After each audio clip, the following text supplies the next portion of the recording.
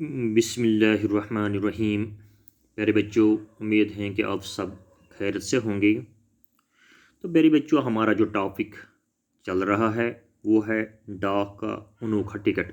یہ ڈاک کا انوکھا ٹکٹ، اس کے متعلق ہم نے پڑھا کہ ڈاک کا انوکھا ٹکٹ کیا ہوتا ہے، لیکن یہاں جو ہمارا سبق ہے ہم نے دیکھا ایک دن ایک عجیب و غریب ٹکٹ وجود میں آئی جس پہ ایک کتے کی تصویر بنی ہوئی تھی۔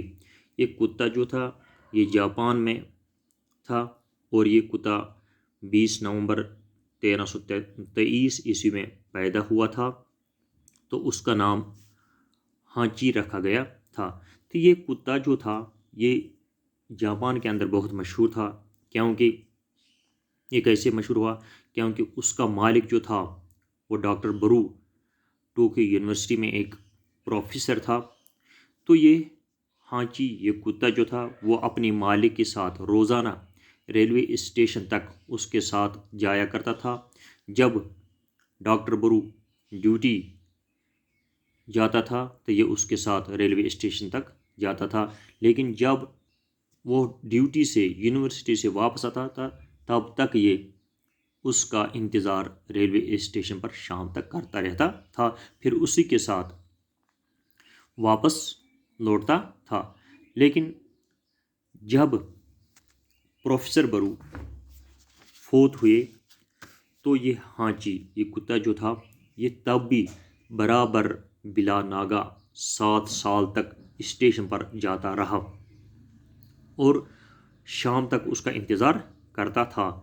تو جب لوگوں نے دیکھا تو اخبار میں یہ نیوز آئی کہ فلانی کتا جو ہے وہ اپنے مالک کا آج بھی فوت ہونے کے بعد اسٹیشن پر اس کا انتظار کرتا رہتا ہے، یعنی اسی پہ اخبار نے نیوز بنائی 7 سال تک مالک کا انتظار۔ تو لوگوں نے جب سنا، جب یہ بات مشہور ہوئی تو لوگ اس کو دور دور سے دیکھنے کے لیے آئے، اور تقریباً دن میں سینکڑوں جاپانی شیوبیا اسٹیشن پر پہنچتے تھے ہانچی کو دیکھنے کے لیے۔ پھر 1933 عیسوی میں جاپان کے ایک مشہور فنکار نے اس کا ایک مجسمہ تیار کیا۔ پھر لوگوں نے اس ہانچی، اس کتے کے نام پہ بہت ساری چیزیں جاپان میں بنائی، یعنی کچھ لوگوں نے ہانچی چاکلیٹ بنایا، کچھ لوگوں نے ہانچی بسکٹ بنایا، ہانچی کھلونے بنایا، غرض بے شمار چیزیں اس کے نام پر بنائے گئے ہیں۔ لیکن یہی نہیں، ہاں اس کے بعد کیا ہوا، یعنی چیزیں بھی بنائی، باقی چیزیں بھی بنائی اس کے نام پہ۔ ہاں اب یہ بہت بڑا مشہور ہوا جاپان کے اندر۔ اب ہمیں دیکھنا پھر بھی اس کے بعد کیا ہوا۔ تو یہی نہیں، جاپان کے شاعروں نے ہانچی کے وفاداری پر اچھی اچھی نظمیں کہیں۔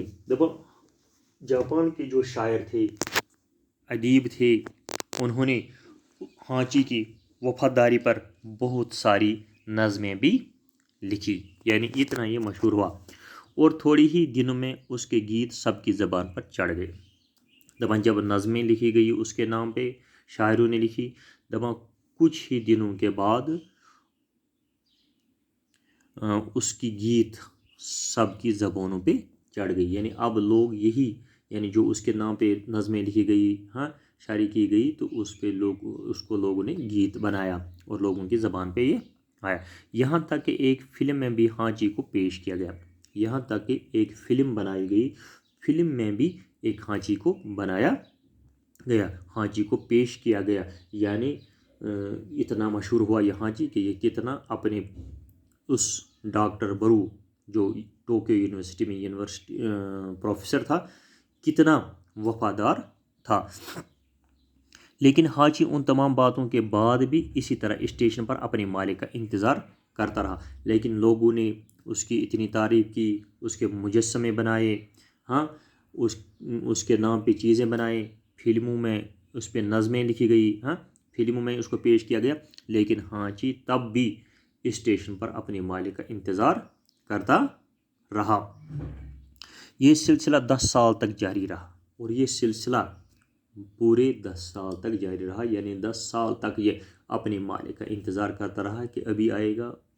यानी बिला नागा ये रोज़ाना सवेरे स्टेशन पर जाया करता था और शाम तक उसका इंतज़ार करता था। जब शाम को प्रोफेसर वापस नहीं लौटता था तो ये वापस आ जाता था। वो मरते दम तक अपने मालिक को न भूला, और मरने दम तक, जब तक उसकी मौत आई, मरने दम तक वो अपने मालिक को भूल नहीं गया।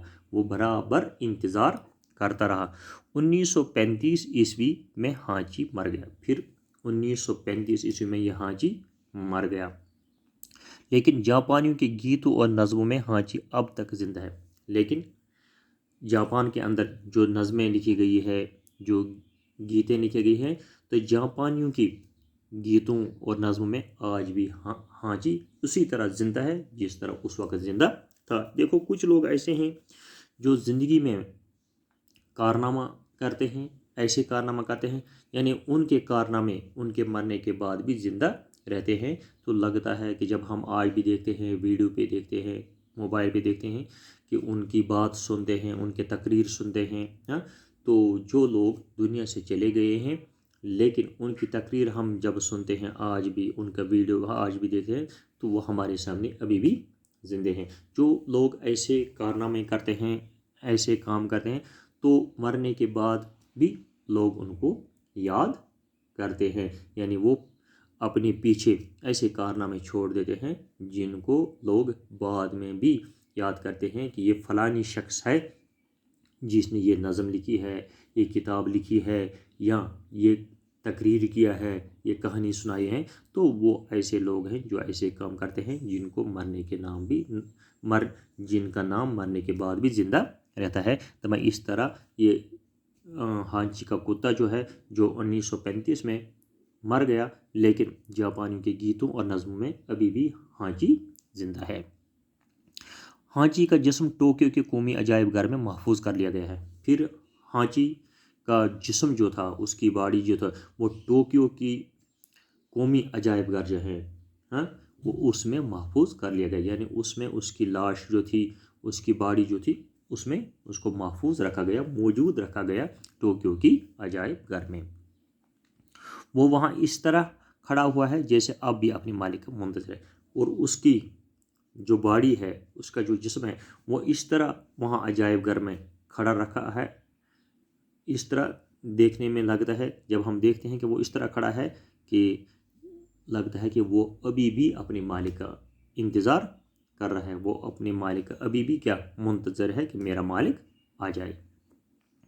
जापान की हुकूमत ने हांची का यादगारी टिकट जारी करके उसकी वफादारी को आने वाली नस्लों के लिए महफूज करें।